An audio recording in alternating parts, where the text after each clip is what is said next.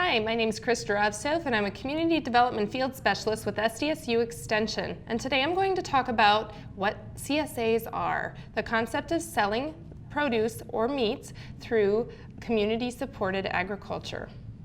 The CSA movement began long ago in Japan and Europe, and then the concept moved to the United States probably about the early 80s and has moved then inward to the more central parts of the United States.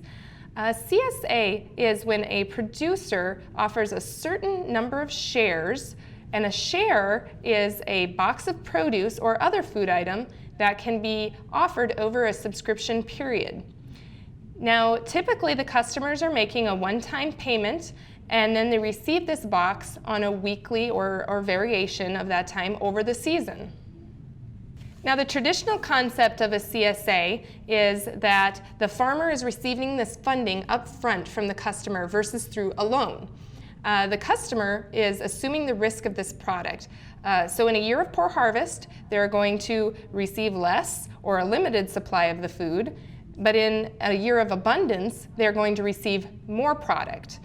Now, this has shifted slightly to the modern concept. It's a little bit less on focusing and funding that farmer, though this is still valued, but now the customer is typically expecting to get something. They're seeing it more as they're signing up for a weekly subscription, for example. There is also a very strong focus of knowing the farmer and knowing how that product is grown. So they're seeking out a farmer that they like the methods of production, or they like the crops or products that they carry, and then finding that grower and getting into a subscription program with that grower. There is still some assumed risk for that customer. They are, again, in a bad year, going to probably receive less. However, the customer of today doesn't typically stick around as long if that farmer is not providing the product. Here is an example out of Hutchinson, Minnesota, Loon Organics, and they service the Minneapolis metro area. In their box, you can see the mix of contents there. It's a 3/4 bushel box with 8 to 15 items. They start in the early season and go through mid-September. Now, this is an 18-week program, and it runs $580, which is about $32 a week, a little bit more expensive than we typically see, but it is organic and it is serving that metro area. Here's an example out of California. Here, there is a mix of produce, a lot of fruit also in this box, but consider that California has a larger fruit production opportunity than we do. This box is $30 a week. It's a little bit different where they are just charging on a weekly basis, but they have a big enough consumer group that they can do that, and then they charge a $3 delivery fee. Here's another example out of Idaho. They are using a plastic tote in this situation. So that's another consideration. What will your box actually be? A tote, a bag, a cardboard box? There's a lot of different options.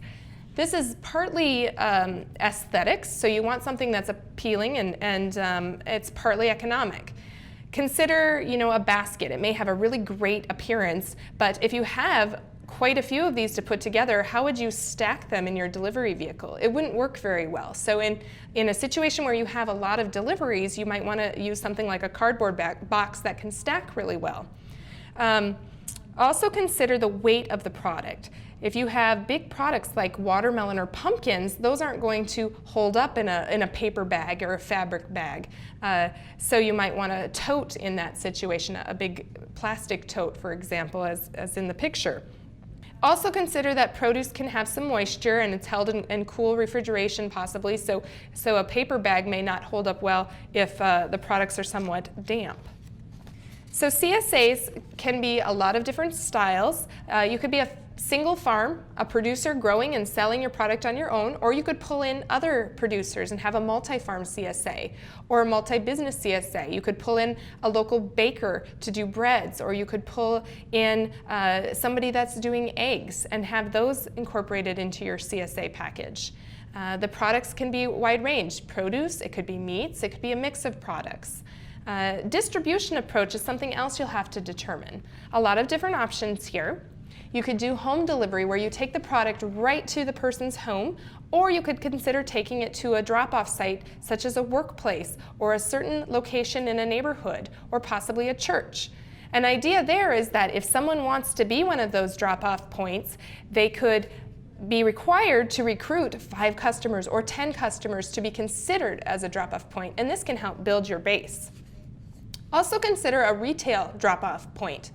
Think of a complementary business that you could have your vegetables, for example, dropped off at. Is there a meat locker or another retail business that could have the same targeted customers that you're trying to get, and you could complement that business by having your product dropped off there? Farmers market is another pickup site. People could come get their box and then pick up the rest of the items that they need at the farmers market, or if you have a retail shop on your farm, people could come out to the farm to pick up their box. Buffet style distribution is another one.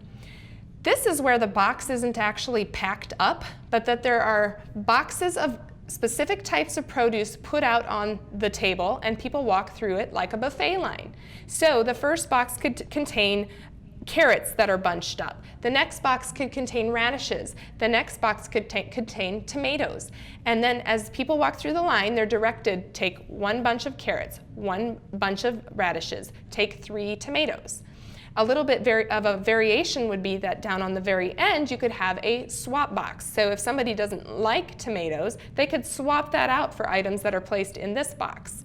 A downside to this type of distribution is that if your quality is not up to high standard across the board, those people that come at the very end could end up with something that's a little bit less appealing. You know, all the first come are going to take the best produce, while the people at the end maybe end up with the stuff that isn't quite as nice. So it's very important to have very high quality product if you're going to do a buffet style. And then mail order would be another option to consider. People could subscribe and then receive something in the mail on a monthly or weekly basis. You'll have to consider that. How often are you going to deliver? Something with produce, you may want to do weekly delivery. Something like meat, you may only need to do once a month. Or if you did jams and honey and jellies and things, you're not going to need to deliver as often with that type of a model. Again, the contents of your box will vary with the producer. No set rules here. So one of the big keys is explaining to your customer that this is seasonal. You don't want them to be disappointed when they end up with a lot of root crop and salad greens in the spring and are wondering where those tomatoes are. So explain to them that those types of vegetables, those warm season crops, will come later, and that early in the spring we'll have the cool season crops. A share, for example, could be 7 to 10 items in that box. You want a nice variety, but you also want to include those staples. 3 onions, people use onions on a weekly basis, or maybe carrots and potatoes. Those things we use quite often. And then consider the special items that are once in a while, maybe a watermelon once in a while, or a pumpkin in October. Something that's kind of a once in a while special item. Do consider, though, how often you put those rare items in. So fennel, for example, is that really that popular in South Dakota? Depends on your audience. Now, if you are selling your product to a bunch of foodies and people that like to do fine cuisine in their kitchen, then maybe those rare items are special and that's what you use to market yourself. But if you're just trying to replace what's typically bought in a grocery store, then you're going to want those staple items in that package. Here is an example out of Two Onions Farms out of Wisconsin. They found that there was a high demand for smaller portions. So they started offering a single share and a partial share. As you can see, the single has fewer items total, so there's only 6 items, whereas the partial share has 9 items just at smaller quantities. So you can see in the single share, there is not the arugula and escarole and the bok choy, whereas you can get those items with the partial and full share. Partial just being, again, smaller quantity. Here's another example of a CSA out of Massachusetts. You can see how the product varies through the season. And again, this is so important to explain to your customer, the seasonality. So in the early part of the season, there's a lot of salad greens, strawberries, peas, radishes. Then we move a little bit later and you'll get larger root crop. You get the beets in there and larger salad greens. July, they're moving into having the zucchini and the green onions, and then by August, they've got those tomatoes and peppers and potatoes and some of those things we didn't see earlier in the season.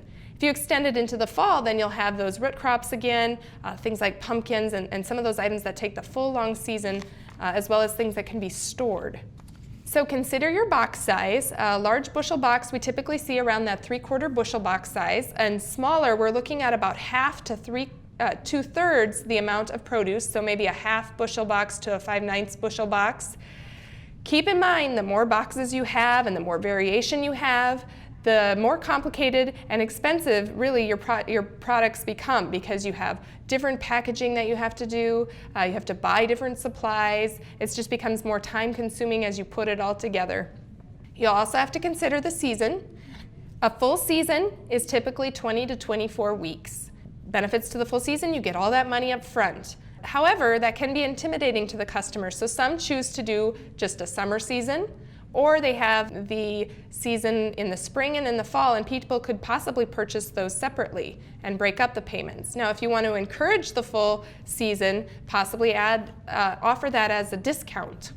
If you have any questions on this topic or other things related to local foods, feel free to contact me, and thank you for watching this iGrow video.